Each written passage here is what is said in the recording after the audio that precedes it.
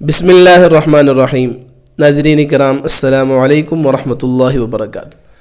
آج کی ویڈیو بچوں کے اسلامی آداب سے متعلق ہے، اس لیے یہ ویڈیو آپ خود بھی دیکھیں، اپنے بچوں کو بھی دکھائیں اور اسی انداز سے بچوں کو آداب بھی سکھائیں۔ انشاءاللہ تبارک و تعالی ہمارے بچے باادب ہوں گے، کیونکہ ادب یہ انتہائی ضروری ہے، اس سے معاشرہ ہمارا پاک اور صاف رہتا ہے اور بچے باادب ہوتے ہیں۔ تو شروع کرتے ہیں۔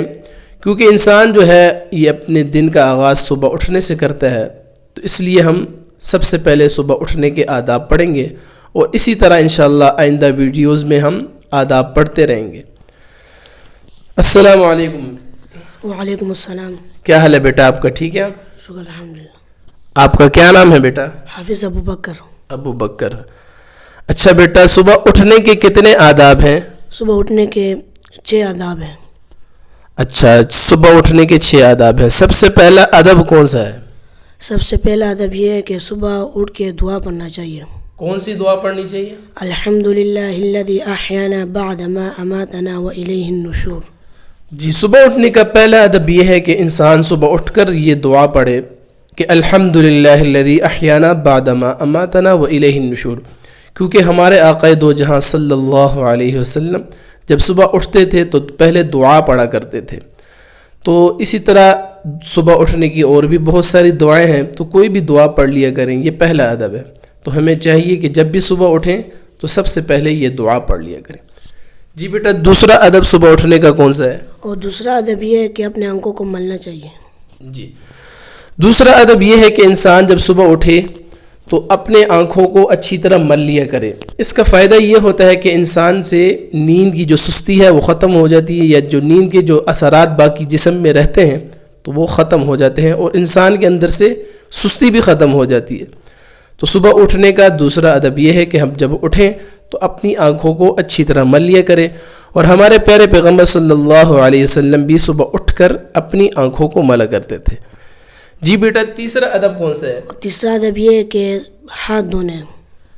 جی، تیسرا ادب یہ ہے کہ جب ہم صبح اٹھیں تو اپنے دونوں ہاتھ اچھی طرح دھو لیا کریں، کیونکہ ہمارے پیارے پیغمبر صلی اللہ علیہ وسلم نے ارشاد فرمایا کہ جب تم صبح اٹھو تو پانی کے برتن میں اپنے ہاتھ مت ڈالو یہاں تک کہ تم اپنے ہاتھوں کو دھو لیا کرو، کیونکہ تمہیں نہیں پتہ کہ تمہارے ہاتھوں نے رات کہاں گزاری ہے۔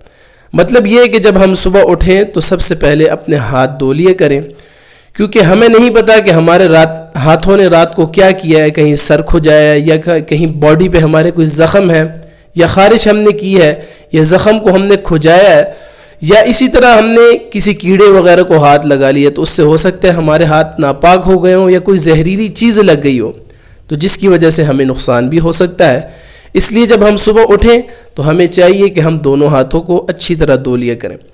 عموماً اکثر جو بچے جوان ہوتے ہیں ان کے چہروں پر جو دانے نکلتے ہیں، اس کی ایک وجہ یہ بھی ہے کہ ہم صبح اٹھتے ہی اپنے چہرے کو ہاتھ لگاتے ہیں یا منہ کو ہاتھ لگاتے ہیں، تو اس سے ہمارے چہرے پر پمپلز اور دانے وغیرہ بھی نکل آتے ہیں۔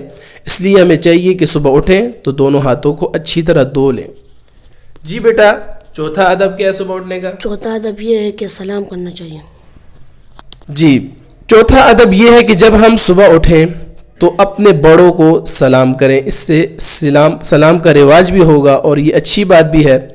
تو جب بھی صبح اٹھیں، چاہے ہمارے بڑے ہوں، گھر والے ہوں یا باہر کسی سے ہم ملیں، تو سب سے پہلے کوشش یہی ہو ہماری کہ ہم پہلے ان کو سلام کریں۔ جی بیٹا، پانچواں ادب کون سا ہے؟ پانچواں ادب یہ ہے کہ مسواک کرنا چاہیے۔ جی، صبح اٹھ کر پانچواں ادب یہ ہے کہ ہم مسواک کریں۔